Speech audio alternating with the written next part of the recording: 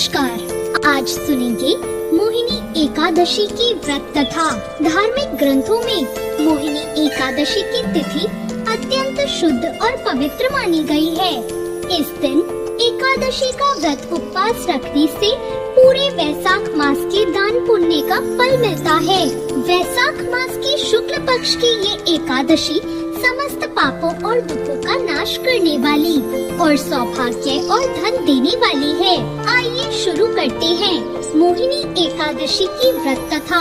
एक समय की बात है, सरस्वती नदी के तट पर भद्रावती नाम की एक नगरी में धुतिमान नाम का चंद्रवंशी राजा राज करता था और उसी नगर में धन धान्य से संपन्न बहुत पुण्य करने वाला एक धनपाल नाम का वैश्य रहता था।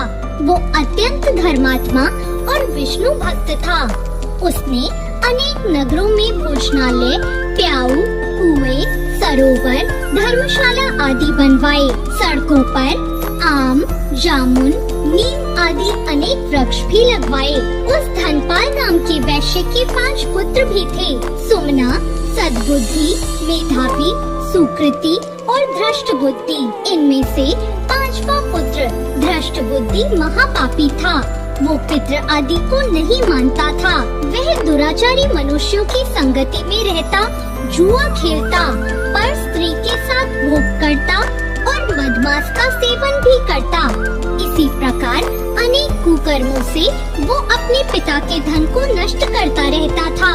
इन्हीं कारणों से त्रस्त होकर उसके पिता ने उसे घर से निकाल दिया। घर से बाहर निकलने के बाद वो अपने गहने कपड़े बेचकर निर्वाह करने लगा।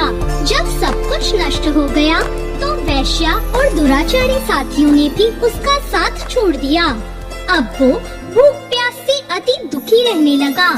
उसका कोई सहारा नहीं था, इसलिए उसने चोरी करना सीख लिया। एक बार तो वो पकड़ा गया तो सबने उसे वैश्य का पुत्र जानकर चेतावनी देकर छोड़ दिया, मगर दूसरी बार वो फिर से पकड़ में आ गया। राजा की आज्ञा से इस बार उसे कारागार में डाल दिया गया। कारागार में उसने बहुत दुख सहे। बाद में राजा ने उसे नगरी से निकल जाने को कहा। वो नगरी से निकलकर वन में चला गया। वहाँ वन में पशु पक्षियों को मारकर खाने लगा। कुछ समय के बाद वो एक बहेलिया बन गया और धन